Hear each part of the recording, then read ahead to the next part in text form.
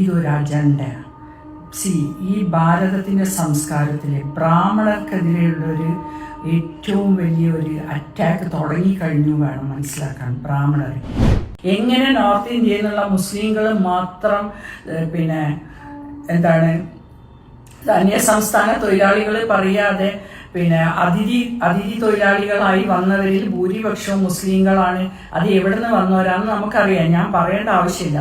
പക്ഷെ ഈ മാധ്യമങ്ങളൊന്നും ഇത് പറയില്ല. കാരണം കമ്മ്യൂണിസവും ജിഹാദിസത്തിന്റെ പേരിൽ അവർക്ക് അതൊന്നും ഉണ്ടായിട്ടില്ല. പണമാണ് മുഖ്യം. പണം വരുമ്പോൾ ഓവറായിട്ട് പണം ഫ്ലോ ചെയ്യുമ്പോൾ ഇതൊക്കെ നടക്കും. ആരെയും തകർക്കാനുള്ള പ്ലാന്.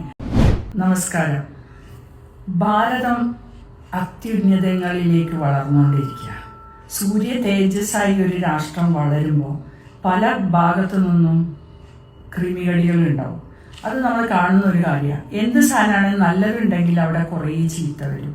ഇന്നലെ 2 ദിവസങ്ങളായി നമ്മൾ കേരളത്തിലെ മാധ്യമങ്ങളിൽ ചർച്ച ചെയ്യുന്ന കാര്യം ശബരിമല സ്വർണ്ണക്കൊള്ളയുടെ കാര്യമാണ്. കുറേ ദിവസങ്ങളായി ഇന്നലെ ഒരു തന്ത്രിനെ കണ്ഠര രാജീവരെ അറസ്റ്റ് ചെയ്തു. അതിൻ്റെ ഒരു ആവേശം എങ്ങനെയാ പോയതെന്ന് അറിയില്ല. അപ്പൊ എനിക്കിവിടെ പറയാനുള്ളത് ഇതൊന്നുമല്ല, മോഷണമൊക്കെ നടന്നു അതിലോരോരുത്തർ. പക്ഷെ ഇന്നലെ കാണിച്ച ആവേശം കാണുമ്പോൾ ഇതൊരു അജണ്ടയാണ്. ഈ ഭാരതത്തിൻ്റെ സംസ്കാരത്തിലെ ബ്രാഹ്മണർക്കെതിരെയുള്ളൊരു ഏറ്റവും വലിയൊരു അറ്റാക്ക് തുടങ്ങിക്കഴിഞ്ഞു വേണം മനസ്സിലാക്കാൻ. ബ്രാഹ്മണർ ഏറ്റവും ആദ്യം കേരളത്തിലെത്തിയ ബ്രാഹ്മണ കുടുംബത്തിൽപ്പെട്ട ഒരാളാണ് കണ്ഠര രാജീവര്. അപ്പോൾ ഒരു തന്ത്രിക്ക് മാത്രം അവിടുത്തെ ഒരു കാര്യങ്ങൾ നിശ്ചയിക്കാൻ പറ്റില്ല. അതിനാണല്ലോ ദേവസ്വം ബോർഡും മന്ത്രിയുടെ സ്ഥാനങ്ങളും.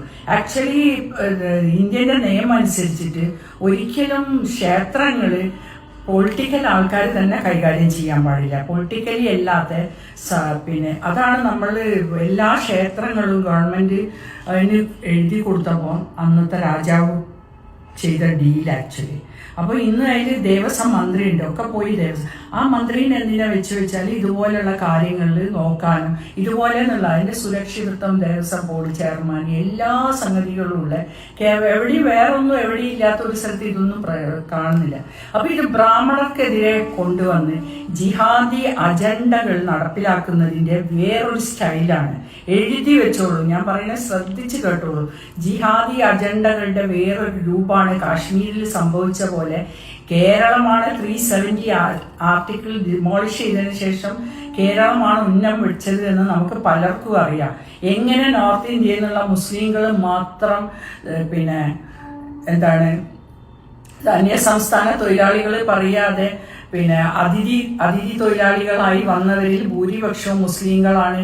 അത് എവിടെ നിന്ന് വന്നവരാണെന്ന് നമുക്കറിയാം, ഞാൻ പറയേണ്ട ആവശ്യമില്ല.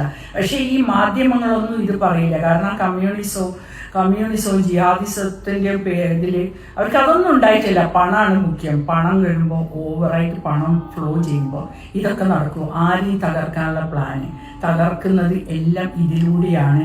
അതുകൊണ്ട് ഇത് ഏറ്റവും വലിയ ഒരു അജണ്ടയുടെ ഭാഗമാണ്. ഇതിന് സപ്പോർട്ട് ചെയ്ത് ഹിന്ദു സമൂഹവും രാഷ്ട്രബോധമുള്ള മുസ്ലിങ്ങളും ക്രിസ്ത്യാനികളും രാജ്യത്തിന് നമ്മളെല്ലാം ബ്രാഹ്മണരായിട്ട് കൺവേർട്ട് ചെയ്തോളാണെന്ന് വിശ്വസിച്ചുകൊണ്ട് ഓരോരോ രാജ്യത്തിനെ സ്നേഹിക്കുന്ന ഓരോ വ്യക്തികളും എല്ലാവരും ഹിന്ദുവാണ്. നമ്മൾ ഹിന്ദുസ്ഥാൻ എന്ന് വിളിച്ചത് ആയതുകൊണ്ടാണ്. അപ്പോൾ എന്തൊക്കെ പറഞ്ഞാലും ബ്രാഹ്മണരെ ഉപദ്രവിക്കാനുള്ള ഒരു അജണ്ട തുടങ്ങിക്കഴിഞ്ഞാൽ നമ്മളിലും എത്തുമെന്ന് ഓരോ ഹിന്ദുവും ദേശസ്നേഹിയുമായ മനുഷ്യരും വിശ്വസിക്കണം. ഇത് തീർച്ചയായിട്ടും ഇതിന് എതിരെ നമ്മൾ രംഗത്തിറങ്ങിയേ മതിയാവുള്ളൂ. നന്ദി, നമസ്കാരം.